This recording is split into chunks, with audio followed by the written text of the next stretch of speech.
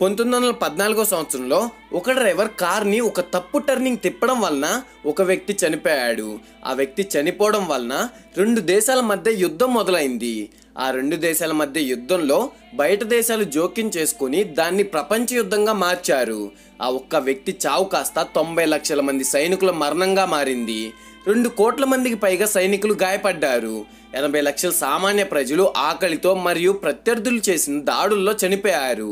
ఇక్కడ ప్రశ్న ఏంటంటే, అసలు ఒక వ్యక్తి చావు ఇంత పెద్ద యుద్ధంగా ఎందుకు మారింది? అసలు ప్రపంచ దేశాలు అన్నీ ఆ రెండు దేశాల యుద్ధంలో మధ్యలో ఎందుకు జోక్యం చేసుకున్నాయి అనేది ఈ వీడియోలో చెప్పబోతున్నా. వీడియో చాలా ఇంట్రెస్టింగ్గా ఉంటుంది. వీడియోని ఎండ్ వరకు చూసేయండి. వీడియో నచ్చితే లైక్ చేసి మన ఛానల్ని సబ్స్క్రైబ్ చేసుకోండి. 19వ శతాబ్దంలో యూరోప్లోని చాలా ప్రాంతాలను ఒటోమన్ ఎంపైర్ మరియు ఆస్ట్రియా హంగారీ లాంటి పెద్ద రాజ్యాలు పరిపాలించేవాళ్ళు. అయితే చాలా చిన్న చిన్న దేశాలు వేరే వాళ్ళు మమ్మల్ని పరిపాలించేదేంటి, మా దేశాలను మేమే పరిపాలించుకోవాలి అని అనుకున్నారు. ఈ చిన్న దేశాల్లో సెర్బియన్ దేశం వాళ్ళు కూడా ఒకళ్ళు. ఈ సెర్బియాలో నివసించే వాళ్ళని సెర్బ్స్ అని అంటారు. 1908వ సంవత్సరంలో ఆస్ట్రియా హంగారీ వాళ్ళు బోస్నియా అనే ప్రాంతాన్ని ఆక్రమించుకున్నారు. ఇది సెర్బ్లకి అస్సలు నచ్చలేదు. ఎందుకంటే బోస్నియా అండ్ సెర్బియాకి మంచి కనెక్షన్ ఉంది అండ్ బోస్నియాలో చాలా మంది సెర్బియన్స్ ఉండేవాళ్ళు. అందుకనే సెర్బియా బోస్నియా మీద జరిగిన దాడిని వాళ్ళ మీద దాడిలా భావించి సెర్బియా వాళ్ళు బోస్నియాని సెర్బియాలో విలీనం చేసి సెర్బ్స్ జాతీయ ప్రజల కోసం గ్రేటర్ సెర్బియా అనే ఒక కొత్త సామ్రాజ్యాన్ని సృష్టించాలి అని అనుకున్నారు. కానీ ఆస్ట్రియా హంగారీ వాళ్ళు బోస్నియాని వదులుకోవడానికి సిద్ధంగా లేరు. బోస్నియాలో ఉన్న సెర్బ్స్ కేవలం నాన్ వైలెన్స్తోనే వాళ్ళకి స్వాతంత్రం వస్తుంది అని భావించి ఆస్ట్రియా హంగారీకి చెందిన పెద్ద వ్యక్తుల మీద దాడి చేయడం మొదలుపెట్టారు. అలా సెర్బియా ఆర్మీలో కొంతమంది బ్లాక్ హ్యాండ్ అనే ఒక టెర్రరిస్ట్ ఆర్గనైజేషన్ని మొదలుపెట్టారు. వీళ్ళ పని ఏంటంటే ఆస్ట్రియా హంగారీకి చెందిన హయ్యర్ అఫీషియల్స్ని చంపడం. వీళ్ళు బోస్నియాలో ఉంటున్నప్పటికీ వీళ్ళని కంట్రోల్ చేసేది మరియు వీళ్ళ కనెక్షన్స్ అన్నీ సెర్బియా హయ్యర్ అఫీషియల్స్తోనే ఉండేవి. అయితే కొన్ని రోజులకి సెర్బియా ఆస్ట్రియా హంగారీని ఓడించడానికి ఏం చేయట్లేదు అని భావించి బ్లాక్ హ్యాండ్ గ్రూప్ వాళ్ళు వాళ్ళ ఓన్ డెసిషన్స్ని తీసుకోవడం మొదలుపెట్టారు. దీనికి హెడ్గా డ్రాగుటిన్ అనే వ్యక్తి ఉండేవాడు. ఇతన్ని ఎపిస్ అని కూడా పిలిచేవాళ్ళు. ఇతని main target archduke Franz Ferdinand. Ferdinand అనే వ్యక్తి ఆస్ట్రియా హంగారీకి రూలర్గా ఉండేవాడు. ఆస్ట్రియా హంగారీ అనేది చాలా పెద్ద రాజ్యం. ఫెర్డినాండ్ ఏమో సాల్విక్ భాష మాట్లాడే రష్యా మరియు ఇతర రాజ్యాలతో ఫ్రెండ్షిప్ని ఆస్ట్రియా హంగారీతో బలపరచాలి అని అనుకుంటున్నాడు. అదే గనక జరిగితే సెర్బియా వాళ్లతో యుద్ధం చేయలేరు. అంతేకాదు బోస్నియాని తనలో విలీనం చేసి గ్రేటర్ బోస్నియా అనే కొత్త సామ్రాజ్యం కూడా ఒక కలలాగానే ఉండిపోతుంది. సో ఫెర్డినాండ్ని అడ్డు తొలగించుకోవాలి అని ఎపిస్ అనుకున్నాడు. దీనికోసం బ్లాక్ హ్యాండ్ గ్రూప్ వాళ్ళు 6గురిని కాలేజ్ డ్రాప్ అవుట్స్ని సెలెక్ట్ చేసుకున్నారు.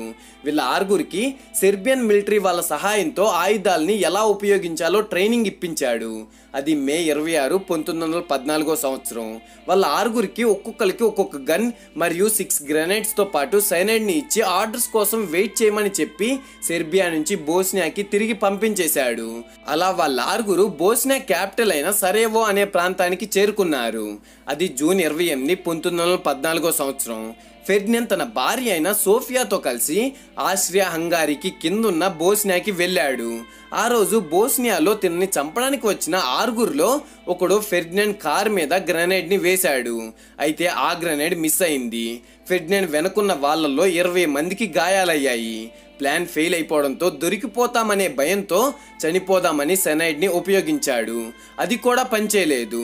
దాంతో చంపడానికి వచ్చిన సెర్బియన్ దొరికేశాడు. ఇది చూసి చంపడానికి వచ్చిన మిగిలిన 4గురు పారిపోయారు. కానీ గ్యావ్రిలో ప్రిన్సిప్ అనే ఒక్కడు మాత్రం పారిపోకుండా ఉన్నాడు. ఆ రోజు ఫెర్డినాండ్ తన మీటింగ్స్ అన్నీ చూసుకొని ఉదయం గాయపడిన వాళ్ళని చూడడానికి హాస్పిటల్కి వెళ్దామని అనుకున్నాడు. అయితే ఫెర్డినాండ్ కార్ డ్రైవర్కి ఈ విషయం సరిగా అర్థం అవ్వక రాంగ్ టర్నింగ్ని తీసుకున్నాడు. మళ్ళీ కరెక్ట్ దారిలో వెళ్దామని కార్ని ఆపి వెనక్కి తీస్తున్నాడు. అది ఏం కోయిన్సిడెన్సో తెలియదు కానీ గ్యావ్రిలో ప్రిన్సిప్ కూడా అదే స్ట్రీట్లో ఉన్నాడు. అదే మంచి సమయం అనుకొని తన దగ్గరున్న గన్ని తీసుకొని ఫెర్డినాండ్ని మరియు సోఫియాని షూట్ చేసేశాడు. దాంతో వాళ్ళిద్దరూ అక్కడికక్కడే చనిపోయారు. ఈ విషయం ఆస్ట్రియా హంగారీకి తెలిసింది. అప్పుడు ఆస్ట్రియా హంగారీ వాళ్ళు సెర్బియాకి ఒక అల్టిమేటంని జారీ చేసింది. ఆ అల్టిమేటంలో ఇలా ఉంది: బోస్నియాకి చెందిన ఒక సర్బ్ జాతీయుడు ఆస్ట్రియా హంగారీకి చెందిన పాలకుడు అయిన ఫెర్డినాండ్ని చంపేశారు. కావున దీనికి కారణమైన బోస్నియాలో ఉన్న సర్బ్ జాతీయుల్ని శిక్షించమని ఆస్ట్రియా హంగారీ సెర్బియాకి చెప్పింది. అయితే దీనికి సమాధానంగా సెర్బియా ఇలా జవాబిచ్చింది, బోస్నియా దేశాన్ని మీరు పరిపాలిస్తున్నారు, దానికి మాకు ఎలాంటి సంబంధం లేదు, మేమెందుకు శిక్షించాలి అని చెప్పింది. ఈ జవాబు ఆస్ట్రియా హంగారీకి నచ్చలేదు. దాంతో ఆస్ట్రియా హంగారీ సెర్బియా మీద యుద్ధాన్ని ప్రకటించింది. అప్పుడు సెర్బియాకి మద్దతుగా రష్యా వచ్చింది. దీంతో ఆస్ట్రియా హంగారీకి మద్దతుగా జర్మనీ వచ్చింది. ఇక్కడ ప్రశ్న ఏంటంటే వీటికి సపోర్ట్గా రష్యా మరియు జర్మనీ ఎందుకు వచ్చాయి? ఇది తెలుసుకోవాలి అంటే కొన్ని సంవత్సరాలు వెనక్కి వెళ్ళాలి. 1800 సమయంలో యూరోప్లో ఉండే దేశాలు అన్నీ వాళ్ళలో వాళ్ళు గొడవ పడకూడదు, ఏమైనా గొడవలు వచ్చినా సరే వాళ్ళలో వాళ్ళే పరిష్కరించుకోవాలి అని నిర్ణయించుకున్నారు. దానికోసం కన్సర్ట్ యూరోప్ అనే ఒక సిస్టమ్ని ఇంట్రడ్యూస్ చేశారు. అంతా బాగుంది అనే సమయంలో 1848లో బ్రిటన్ ఈ కన్సర్ట్ యూరోప్ సిస్టమ్ నుంచి బయటికి వచ్చేసింది. అదే సమయంలో ఇంకో పెద్ద సామ్రాజ్యమైన ఒట్టోమన్ ఎంపైర్ యొక్క పవర్ కూడా తగ్గుతూ వచ్చింది. ఇప్పుడు ఒక వ్యక్తి ఒక ఆలోచన వచ్చింది, యూరోప్లో ప్రష్యా అనే ఒక దేశం ఉండేది, దాన్నే మనం ఇప్పుడు జర్మనీగా పిలుచుకుంటున్నాం. అయితే ఈ ప్రష్యాకి ఒట్టో వన్ బిస్మార్క్ అనే ఒక నాయకుడు ఉండేవాడు. వీడికి ఒక ఆశ ఉండేది, ప్రష్యా చుట్టుపక్కలున్న ఇండిపెండెంట్ స్టేట్లో యూనిటీ అనేది చాలా ఎక్కువగా ఉండేది. ఈ బిస్మార్క్ ఎలా అయినా సరే వాటన్నిటిలో యూనిటీని తీసుకొని వచ్చి జర్మనీ అనే ఒక కొత్త సామ్రాజ్యాన్ని స్థాపించాలి అని అనుకున్నాడు. తన కోరిక ఫలించింది. తను అనుకున్నట్టుగా ఇండిపెండెంట్ స్టేట్లో యూనిటీని తీసుకొని వచ్చి ఆర్మీ పవర్ని పెంచుకున్నాడు. ఇప్పుడు తన నెక్స్ట్ స్టెప్ యూరోప్లో తనదే అగ్రరాజ్యం అవ్వాలి అనుకున్నాడు.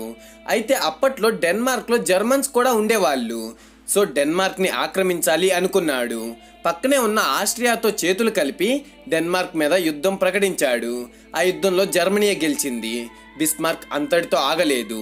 యుద్ధం గెలిచిన తర్వాత జర్మనీ అఫైర్స్లో జోక్యం చేసుకుంటుంది అని ఆస్ట్రియా మీద యుద్ధం చేసి ఆస్ట్రియా మీద కూడా యుద్ధం గెలిచింది. అంతటితో ఆగలేదు. అప్పట్లో ఇంకో పెద్ద సామ్రాజ్యం అయిన ఫ్రాన్స్ మీద కూడా బిస్మార్క్ యుద్ధం ప్రకటించాడు. 1871లో జర్మనీ ఫ్రాన్స్ మీద కూడా యుద్ధం గెలిచింది. ఈ ఓటమి ఫ్రాన్స్కి చాలా అవమానంగా అనిపించింది. దాంతో జర్మనీ ఫ్రాన్స్కి శత్రువుగా మారిపోయింది. సరైన అవకాశం కోసం ఫ్రాన్స్ చూస్తుంది. ఫ్రాన్స్తో పాటు జర్మనీ ఇంకొకరికి కూడా శత్రువు అయింది, అదే బ్రిటన్. అప్పట్లో యూరోప్లో బ్రిటనే అగ్రరాజ్యంగా ఉండేది, కానీ జర్మనీ అగ్రరాజ్యంగా ఎదుగుతుంది. ఇది బ్రిటన్కి అస్సలు నచ్చలేదు. ఎప్పటికైనా వాళ్ళే అగ్రరాజ్యంగా ఉండాలి అని అనుకున్నారు. బిస్మార్క్ ఇక్కడే ఇంకొక ప్లాన్ని అమలు చేశాడు. శత్రువులు ఎక్కువైపోతున్నారు, ఒకవేళ శత్రువులు అందరూ ఒకటైపోతే జర్మనీకి సహాయం చేయడం కోసం ఎవ్వరూ ఉండరు అని బిస్మార్క్ ఆస్ట్రియా మరియు రష్యా దగ్గరికి వెళ్ళి మన ముగ్గురం కలిసి ఒక గ్రూప్ని ఫామ్ చేద్దామని అడిగాడు. అలా 1873లో లీగ్ ఆఫ్ 3 ఎంపరర్స్ అనే పేరుతో రష్యా, ఆస్ట్రియా, జర్మనీ కలిశాయి. అలా 4 సంవత్సరాలు గడిచాయి. ఒకసారి రష్యా సెర్బియా దేశంతో కలిసి ఒట్టోమన్ ఎంపైర్ అనే సామ్రాజ్యం మీద దాడి చేశాయి. అప్పుడు ఆస్ట్రియా మరియు జర్మనీ ఏమనుకున్నాయంటే రష్యా ఫ్యూచర్లో మన ల్యాండ్లని కూడా ఆక్రమించేస్తుందేమో అని భయపడి రష్యాతో సంబంధాలు తెంచేసుకొని ఆస్ట్రియా, జర్మనీ కలిసి ఒక కూటమిగా ఉన్నారు. ఇక్కడే మళ్ళీ బిస్మార్క్ ఇంకో ప్లాన్ వేశాడు. రష్యా ఎప్పటికైనా సరే జర్మనీకి ప్రమాదం అనుకున్నాడు. తనకి స్నేహితుడైన ఆస్ట్రియాకి చెప్పకుండా రష్యా దగ్గరికి వెళ్ళి ఒక ఒప్పందం కుదుర్చుకున్నాడు. ఫ్రాన్స్ ఒకవేళ జర్మనీ మీద దాడి చేస్తే రష్యా ఫ్రాన్స్కి సహాయం చేయకూడదు అని అడిగాడు. దానికి రష్యా ఒప్పుకుంది. అయితే 1890లో బిస్మార్క్ ఓడిపోయాడు. కొత్తగా వచ్చిన గవర్నమెంట్ ఈ ఒప్పందాన్ని రద్దు చేసుకుంది. ఇదే ఛాన్స్ అనుకొని ఫ్రాన్స్ రష్యాతో మరియు బ్రిటన్తో స్నేహం ఏర్పరచుకుంది. ఇప్పుడు ఫ్రాన్స్, బ్రిటన్, రష్యా ఒక గ్రూప్ అయ్యాయి. ఇంకోవైపు ఆస్ట్రియా మరియు జర్మనీ ఒక గ్రూప్గా ఏర్పడ్డాయి. ఇప్పుడు మనం మన మెయిన్ స్టోరీలోకి వచ్చేద్దాం. ఆస్ట్రియా హంగారీ చెప్పింది సెర్బియా చేయకపోవడంతో ఆస్ట్రియా సెర్బియా మీద యుద్ధాన్ని ప్రకటించింది. అప్పుడు సెర్బియా వెళ్ళి తనకి కొంచెం మిత్రదేశంగా ఉంటున్న రష్యాని సహాయం కోరింది. రష్యా సహాయం చేయడానికి అంగీకరించింది. అప్పుడు రష్యా యుద్ధంలోకి వస్తే ఆస్ట్రియా ఓడిపోతుంది అని భావించి తన మిత్రదేశమైన జర్మనీ సహాయం అడిగింది. దానికి జర్మనీ ఒప్పుకుంది. జర్మనీ మీద ఎప్పటి నుంచో ఫ్రాన్స్ రివెంజ్ తీర్చుకుందామని అనుకుంటుంది. దాంతో ఫ్రాన్స్ రష్యాకి మద్దతుగా నిలిచింది. అప్పుడు జర్మనీ రష్యా మరియు ఫ్రాన్స్ మీద యుద్ధాన్ని యుద్ధాన్ని ప్రకటించింది. ఇదే మంచి సమయం. సూపర్ పవర్గా ఎదుగుతున్న జర్మనీని తొక్కేయాలి అని బ్రిటన్ జర్మనీ మీద యుద్ధం ప్రకటించింది. ఒట్టోమన్ ఎంపైర్ యొక్క ల్యాండ్ని రష్యా మరియు తన మిత్ర దేశాలు ఆక్రమించేశాయి. తన భూభాగాలను తిరిగి వెనక్కి తీసుకోవడానికి ఒట్టోమన్ ఎంపైర్ రష్యాకి ఎగైనెస్ట్గా యుద్ధం ప్రకటించింది.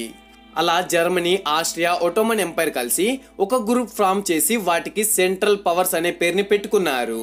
ఇంకోవైపు రష్యా, ఫ్రాన్స్, బ్రిటన్ కలిసి ఎలైస్ ఆర్ ఎలైడ్ పవర్స్ అనే పేరుని పెట్టుకున్నారు. అసలు ఎక్కడో ఉన్న జపాన్ ఈ మొదటి ప్రపంచ యుద్ధంలోకి ఎలా వచ్చింది, అసలు అమెరికా ఎందుకు ప్రపంచ యుద్ధంలోకి ఎంటర్ అవ్వాల్సి వచ్చింది అనేది నా సెకండ్ పార్ట్లో చెప్పబోతున్నా. That's all for today friends. ఈ వీడియో కనుక మీకు నచ్చినట్లయితే వీడియోని లైక్ చేసి మన ఛానల్ని సబ్స్క్రైబ్ చేసుకోండి. అండ్ నాకు సపోర్ట్ చేద్దామనుకుంటే కనుక ఈ వీడియోని మీ ఫ్రెండ్స్ అండ్ ఫ్యామిలీకి షేర్ చేయండి.